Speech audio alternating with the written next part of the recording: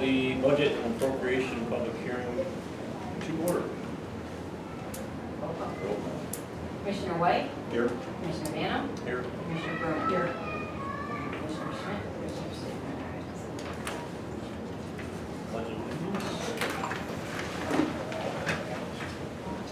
I pledge allegiance to the flag of the United States of America and to the republic for which it stands, one nation, under God, indivisible, with liberty and justice for all.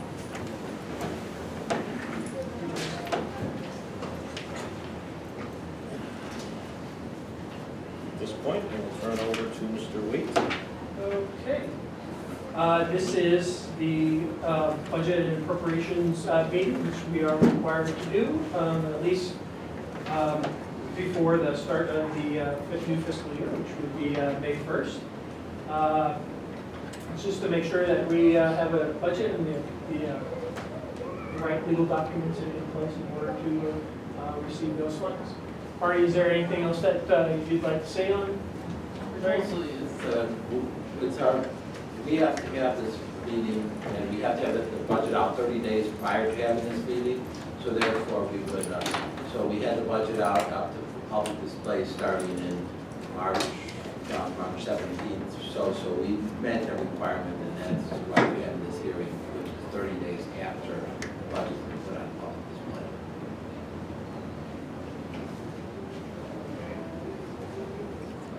display. Any public comment? Hearing none. Need a motion. Motion to adjourn for the. Wait. Go ahead. Second. Yeah. Yeah, I'm sorry. Aye. Commissioner White, Aye. Commissioner Manna, Aye. Commissioner Burman.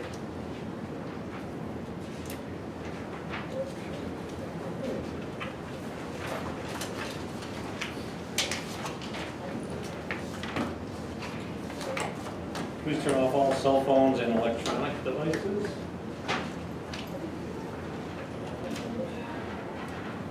Call the meeting to order. People can bring back over. I know, I do. Commissioner White, Aye. Commissioner Manna, Here. Commissioner Burman. Here. Just wanted to say that Commissioner Schmidt is absent due to work obligation, and Commissioner Stackman is out on a conference.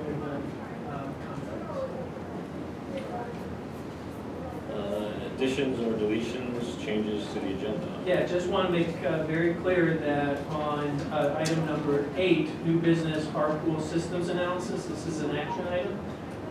So there will be a vote taken on that towards the end of the discussion. Any citizens' comments? Hearing none. Consent agenda. Okay, we have the approval of the minutes, which is the committee of the whole held on March 1st, 2017. The board meeting held on March 15th, 2017. And the aquatics forum meeting held on March 22nd, 2017. We also have the budget report and cash on hand dated March 31st. And then there's the voucher list ending April 19th in the amount of $138,033.24. I move to accept this recommendation. Second. Commissioner Manna, Aye. Commissioner Burman, Commissioner White. Aye. Director's report.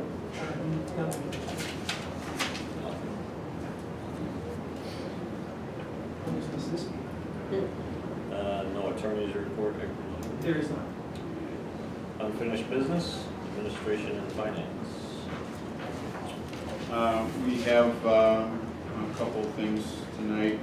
I move to accept the recommendation of the Administration and Finance Committee to approve the 2017 and 2018 budget and appropriation ordinance number 0-02-17.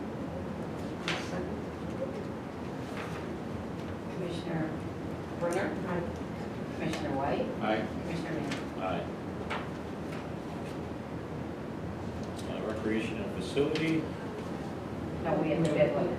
Oh, I'm sorry. Next, I move to accept the recommendation of the Administration and Finance Committee to approve the changing of the bid limit threshold from 25,000 to update the district's procedure policy to reflect this change. Commissioner White? Aye. Commissioner Nano? Aye. Commissioner Burke?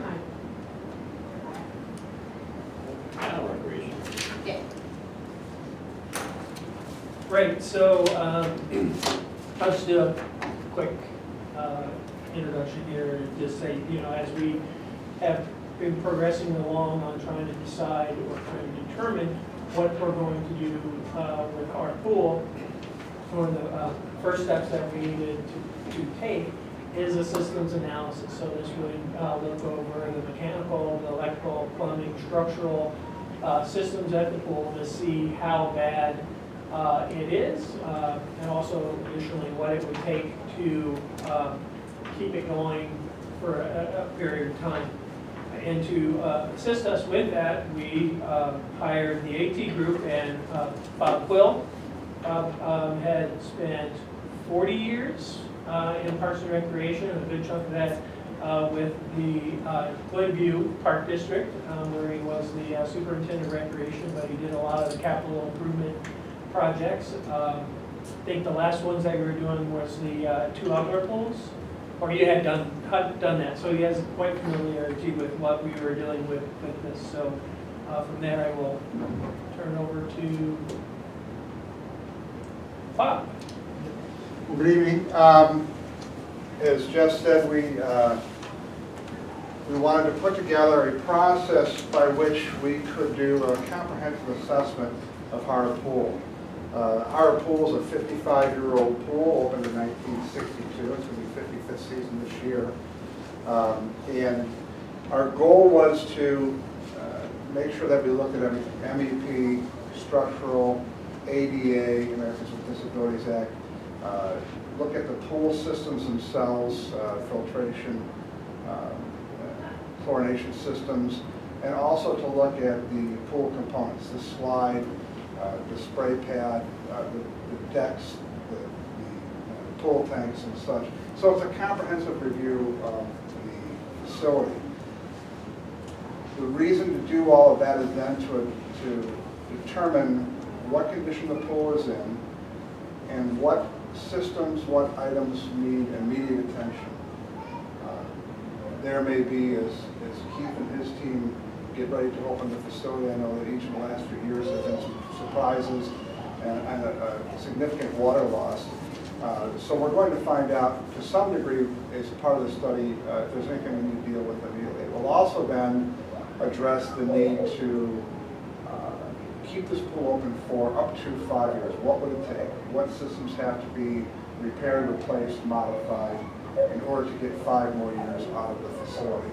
And these are all assumptions at this point. We don't know how much it would be, what it would take, or if it's even possible. There's the possibility, of course, that it could go well beyond 5 years, but this study will help tell us that. We put together an RFP. We identified 12 firms in the Midwest, not all from Illinois, but in the Midwest, that we felt had the resume that could do this work for the Park District.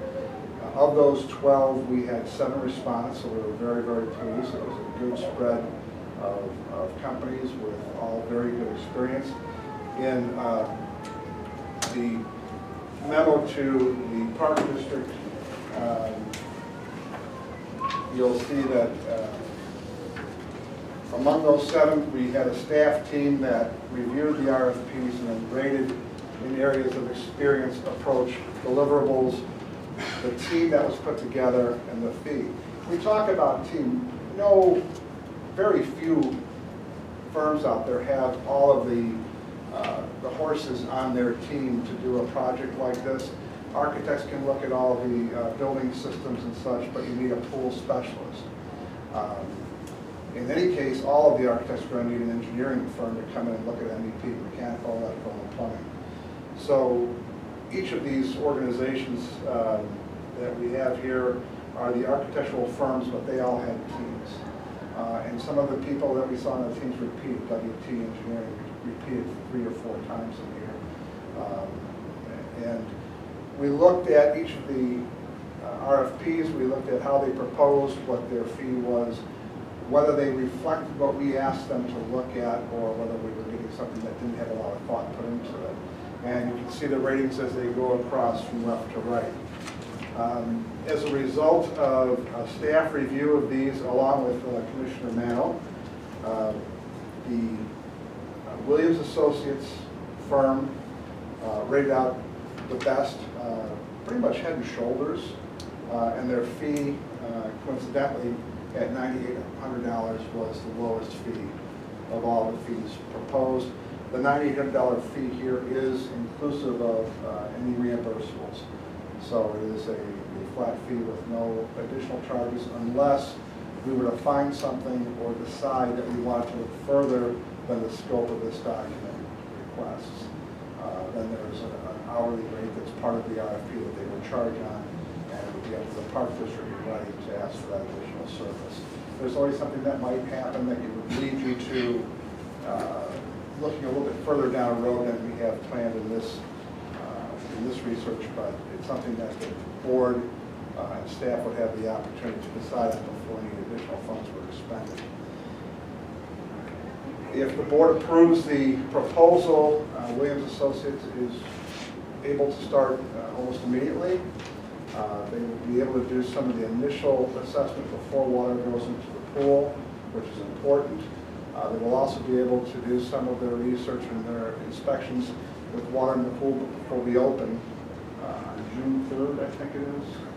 And then they will continue their assessment as the facility is up and operating with Baylor load to finish out their research. And then we look to be coming back to the board probably in July, I think the 19th meeting, with a full report with a set of recommendations, their findings or recommendations, and also at least concept level costs of what each of those recommendations might be. So the board at least has a general picture of the kind of impact there may be financially in order to continue operating the school for whatever term the report determines as it goes through its research. So that is it in a nutshell. I'd be happy to answer any questions that the commissioners may have. At that first step that they do before they fill the pool, if they find something, a major problem, would we know before July? The Parks Department has already scheduled a pressure test of some of the underground piping. So we're going to get that. I think that's already scheduled for coming up next week or the week after. So that's going to be up early. It was not part of the scope here. Keith had already had that scheduled. That's part of the helium test too? Right. So that's going to be a big determining factor because we have a history of losing water in this facility. And I know there were some repairs that seem to not be lost back a bit, but it's still significant at 10,000. 15,000, yeah. So there is some more research to do. There's really only 3 places it can happen. It's in the gutter system, and the pipes are in the tank itself. And this pool has a liner, so it's pretty easy to find a leak in a liner and patch it. So one of the concern we would have and what we're looking for is whether or not, as we walk the pool, if we find a great deal of spalling or offset under the liner, that's going to tell us a lot. Whether or not the pool tank itself is structurally sound and what it would take to maintain that. We're in an area this far north that the freezing thaw really takes a toll on aquatic facilities. There's something about gremlins. You're open 3 months, closed 9 months, and those 9 months they're out there doing something. I will say I was very impressed with the way the decks on this facility have held up. There's very, very little offset. Other than stress cracks, it's in great shape, and that's usually indicative of how the pool tank is as well. But it is a 55-year-old pool coming up here, so we know there are going to be issues. The goal of this is to identify them, categorize them, cost them out at least at the concept level, and then give the board an idea of what its options are going forward, both short and long term for the pool. I think we were lucky with the mild winter. Yeah, there was almost no freeze. Was Williams involved in anything with Oriole Pool? Yeah. Any concerns with that? I mean, we talked about that a little bit. No. Williams was one of the firms that had their own aquatic department, so they're not hiring that out. And then WT Engineering is their partner for engineering, so. I think they were at the I've had a good deal of Very well experience with known. both firms over 3 aquatic projects, goods, so, and some others too. And the district's familiar with WT, not so much on pools, but other projects here, so different. Both are major players in public parks and recreation in Illinois. One of the things that impressed me about Williams is that their principal in charge, Tom Milan, has done over 35 aquatic projects, and the firm has done over 300. So this is a great respect now. We're getting somebody who's definitely well situated to be able to conduct the survey. Questions? Okay. Thank you.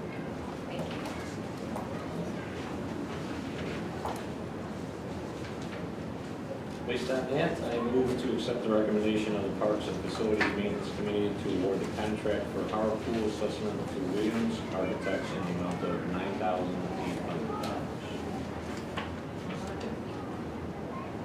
Commissioner White? Aye. Commissioner Mano? Aye. Commissioner Coyle?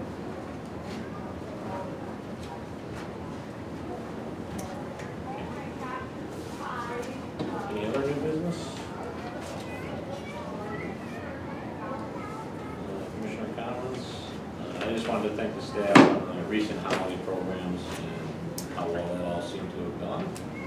Very well receptive, and Keith, keep it up. Keep digging. Georgie, thank you for your time and your dedication to this board. It's been a pleasure, having you here, short time. I appreciate everything you've done. It's been great.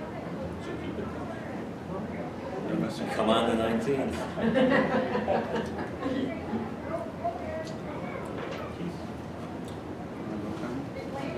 Georgie?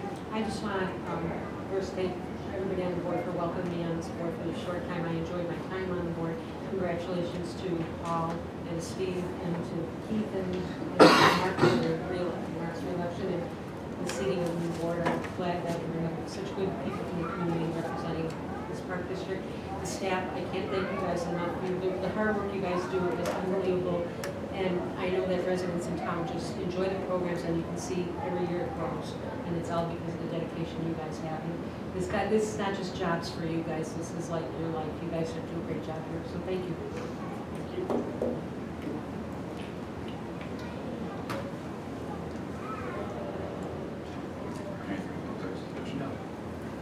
Yes.